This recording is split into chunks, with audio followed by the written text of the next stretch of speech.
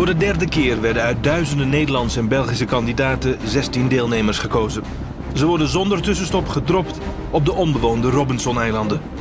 47 dagen zullen ze daar overleven. Een afvalrace in een wereld vol verrassingen. Een wereld waar je nooit weet wat morgen zal brengen. Uiteindelijk blijft er eentje over. De winnaar. 17 uur geleden zijn 8 mannen en 8 vrouwen vertrokken vanuit Nederland en België om zich te storten in een nieuwe expeditie Robinson. Op dit moment zitten ze in helikopters op weg naar dit kleine vliegveld aan de kustlijn van Maleisië. Hier wacht ik ze op, samen met mijn Belgische collega Roos.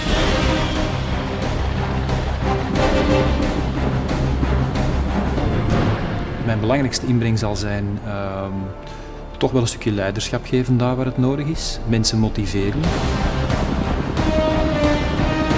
Het enige waar ik op kan rekenen is op mezelf. Wat ik denk is dat ik het volhoud tot het laatste moment. Dat zou me goed doen. Moest ik eruit komen ook met gedacht van, goh, dat waren nu toch een stoffe mensen, ondanks alles, hè. De expeditieleden verwachten dat ze dit jaar opnieuw zullen overleven in 2 kampen op 2 Robinson-eilanden. En dat is ook zo. Maar wat ze niet weten is dat we dit jaar beginnen met 1 mannenteam en 1 vrouwenteam. Benieuwd hoe ze daarop reageren. Eerst landen de helikopters met de 8 vrouwelijke deelnemers. Annelies Martens uit Sint-Niklaas is 23 en studeert voor onderwijzeres. De 27-jarige Christina Arquin uit Antwerpen reist als stewardess de wereld rond. Nonneke Bekkering, 46 jaar, woont in Haarlem en is manager bij een uitzendbureau. Mijntje van den Brand, 30 jaar, boerendochter uit het Brabantse dorpje Ude, is productmanager. De Limburgse Lydia Guizo is met 19 de jongste van de vrouwelijke deelnemers. Ze studeert sociale wetenschappen. Deborah van Hattem is 23 jaar, grondstewardess uit Utrecht. Jacobien Huisman, 31 jaar, is een Nederlandse die zich in Antwerpen heeft gevestigd als journaliste. En de 34-jarige Loes Vinke uit Kortrijk is verpleegkundige en moeder van 2 kinderen.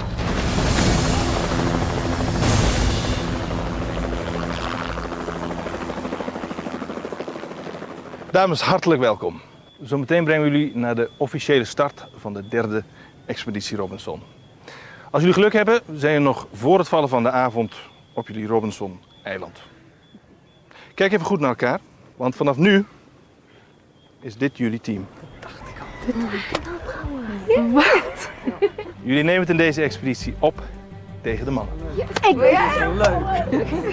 Ja, dames, de vrachtwagen staat al klaar. Spring er maar op en veel succes. Dankjewel. Ik zal helpen. Girl power, hè? Ik vond het leuk om met allemaal vrouwen eigenlijk op stap te gaan. Een kwestie van ook te bewijzen dat vrouwen kunnen overleven. Ja, hoe dat de komende weken zal uitpakken, weet ik niet. Want blijven vrouwen natuurlijk. Ik weet het niet. Maar nu is het heel erg leuk. Iedereen erop? Oké, go!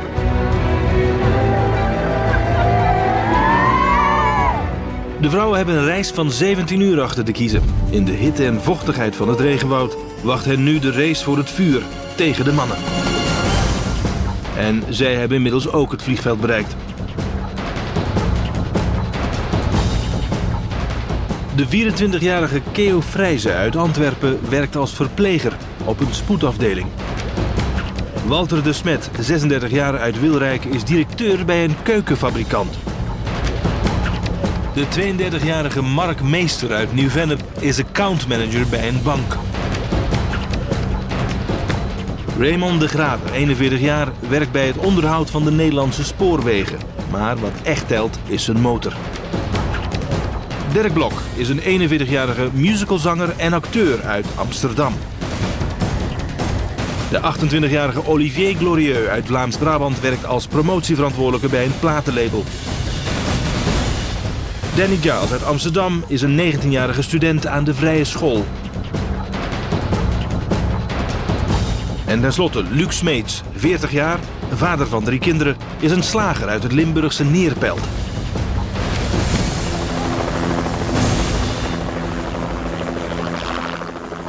Ook de heren krijgen het verrassende nieuws over de indeling van de teams te horen. Dit is jullie team. Jullie strijden tegen de vrouwen. Dus die 8 mannen elkaar aankijken. Oh! En dan zie je toch al die mannen zo van, shit, dan moeten we het wel goed doen, anders dan... Geen problemen dat er geen dames bij zijn, nee. Nee. Het is een herenclubje.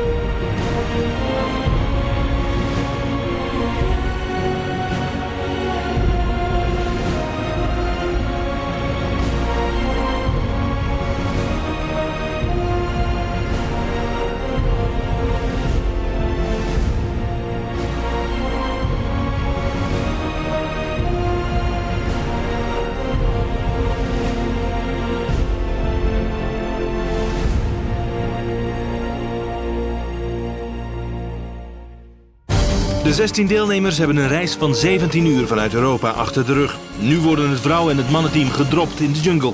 Elk op een punt dat in vogelvlucht 1 kilometer verwijderd is van dit strand. Het team dat als eerste het strand bereikt, wint het o zo belangrijke vuur. Volg het pad en win het vuur.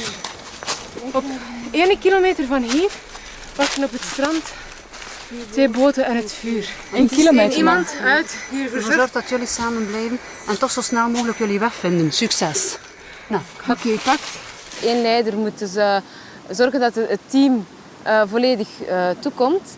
Dus wie is dat dan? Ja, en als dan op die moment sprak er niemand. Iedereen was zo aan het rondkijken. Zo van, niemand wou zeggen van ik. Precies uit schrik van, dan kan ik misschien direct als handje tevoorschijn vooruit komen. Christy, ben jij... Ja, rechtsboven. De teams krijgen ook een GPS mee om zich te oriënteren. Het toestel vertelt ze precies waar het strand ligt dat ze moeten bereiken en hoe ver ze ervan verwijderd zijn. Waar is het noorden en waar is het oosten? Staat dat daar niet op? We moeten een kompas. Noorden, waar staat de zon momenteel? Ja.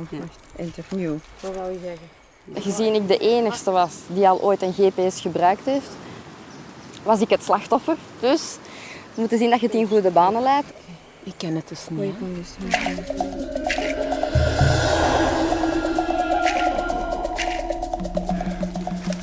Ook bij de mannen zal iemand de leiding moeten nemen met de GPS. Vuur meenemen naar het eiland. Succes. Ik zal van achter lopen. Is goed. Ik zou continu achterblijven voor eigenlijk de mensen wat op te vangen en dan vooruit te sturen als het nodig was eigenlijk. Het is Raymond die de leidersrol op zich neemt. Ik ga voorop lopen. Dat moet simpel, hè? Raymond die was een beetje, ja, ik neem de GPS en we gaan ervoor. Van, nou oké, daar hebben we onze leider, makkelijk. De teams moeten in vogelvlucht 1 kilometer door de jungle naar een strand waar het vuur ligt. Hier wordt ook het startsein gegeven. Mannenteam, zijn jullie klaar? Vrouwenteam, jullie ook klaar? 3, 2, 1, start!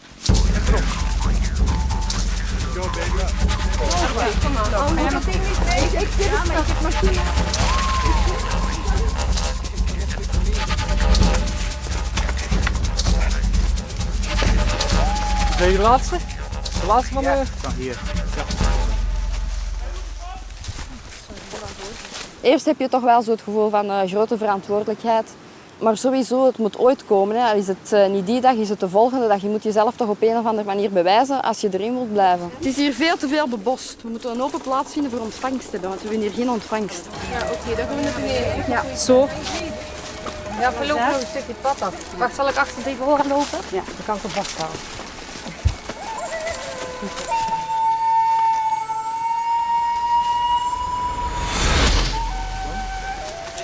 De mannen moeten stoppen. Raymond, die vooraan loopt met de GPS, is helemaal buiten adem. Hij zat kapot helemaal. Hij zei van ja, ik moet afhaken even, want het lukt niet meer. En toen hebben we gezegd van oké, dan pak ik de GPS wel over. Je gaat niet moeilijk erover staan te doen en je doet het gewoon aan je tweede man afgeven. Het valt niet mee. Hè? Ik ben net gestopt met roken. Dan zullen we verder? We gaan verder. Karen, dat is wel familiair. Ik zit met de stad, hè. We hebben nog niet samen geslapen. Ook het vrouwenteam moet het even rustig aan doen in de hete en vochtige jungle.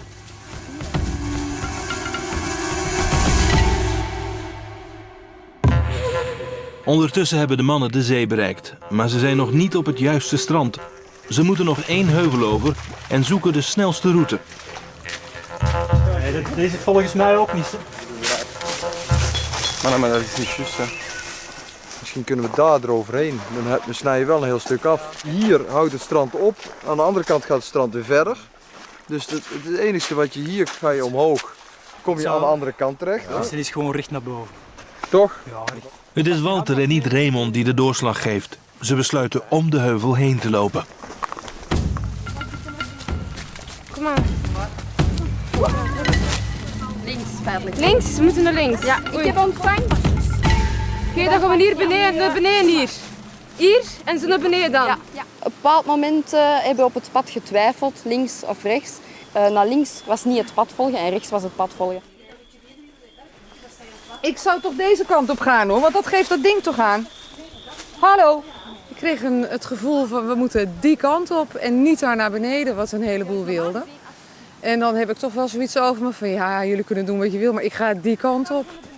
Oké, we gaan deze kant op jongens, het spijt me zeer, maar ik voel dat het aan me watert.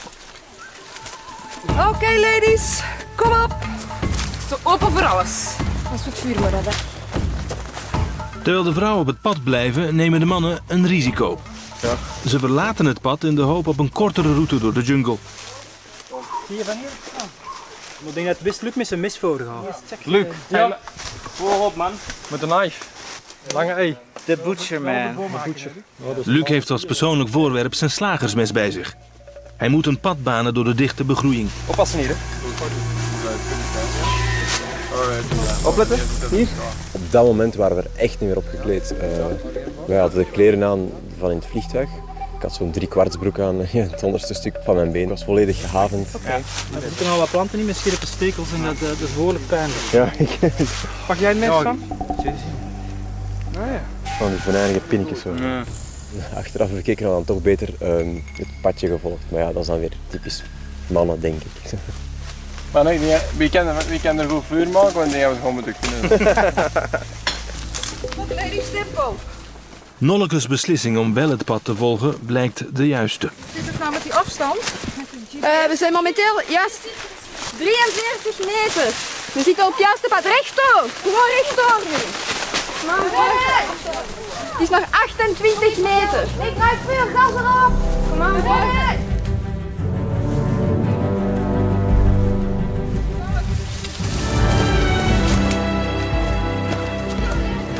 Hey. Au, dit. Oh.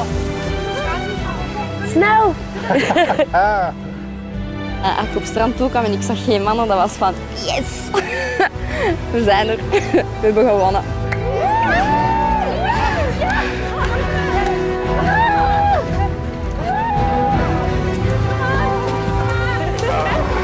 Oké.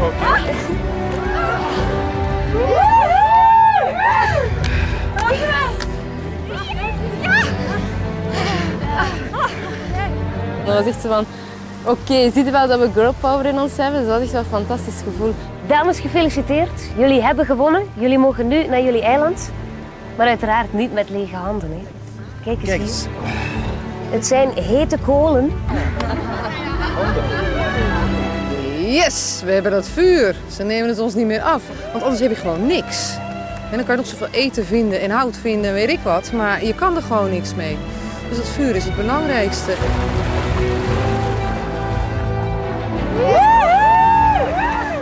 De vrouwen zijn al op weg naar hun eiland. De mannen zoeken nog steeds hun weg door de jungle. Maar nu naderen ze toch echt de finish. Ze staan voor nog 1 hindernis. Een moeras. Gewoon. Die 100 meter zal het niet maken, kom aan. Jup. Hier gaat niet. Oh, daar ligt heel. Toen moesten we dus echt door een modderpoel en daar ging het een beetje fout. Dat gaat goed, hè? Ik gleed uit en op een gegeven moment was ik mijn bril kwijt. Helaas, dat hoort erbij. En nog even een modderbad. Ja hoor. Prima hoor. Het begon er echt naar uit te zien dat we gewoon misschien er helemaal niet meer uitkwamen. Gewoon niet of we dat vuur nog zouden halen. Dat was helemaal geen punt meer. Dat was echt nog van, we moeten gewoon hier uit zien te komen.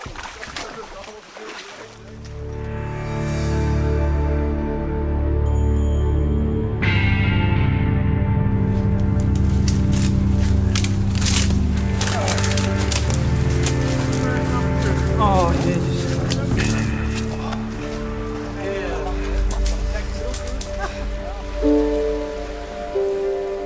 Ik denk dat als het een kwartier of een half uur langer geduurd had, dan was het toch echt wel een beetje paniek ontstaan. Want in sommige stukken waar het dus heel dicht begroeid was, daar zag je al bijna niks meer. En dan lees je toch ook van nou in de jungle s'nachts komen de wilde dieren. Dus ik zag al slangen en allemaal. Ja.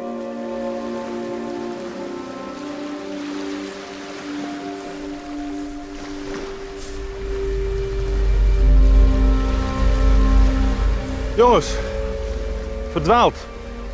Nou, de dames zijn jullie ruimschoots voor met het vuur. Er is weinig licht nog, dus naar jullie boot toe. Naar de eilanden. Let's go.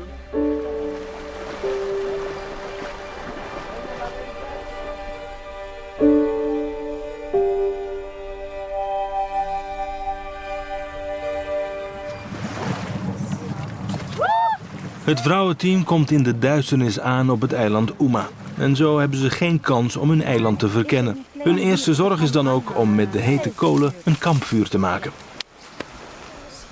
Dik hout moet je daar toch voor hier. Mensen, we hebben vuur!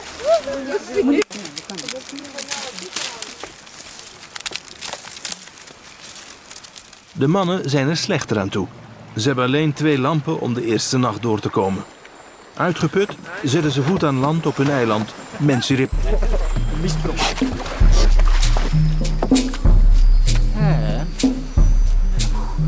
De heren dus zonder vuur. En daar gaat Raymond wat aan doen. Hè? Ga je nu nog vuur maken? Ja, wat moet ik anders doen?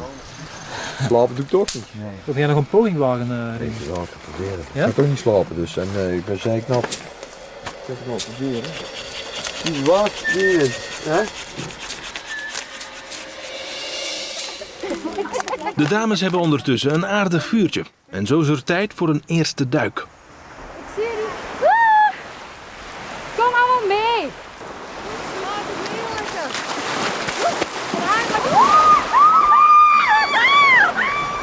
Ja. Is goed. Ja. Overnemen. Nee. En een stukje touw. En ronddraaien. Want we hebben toch touw? Nee. Raymond, mijn zoon, geef het even op. Morgen steken we dat ding in de fik. Is dat zo? Ik wil eigenlijk vanavond al. Ja, maar ja, goed. Ja. Kijk, ik dacht vandaag gezeur zijn wij af, hè, van ik wil dat nu, want er zitten geen vrouwen in de groep. Maar...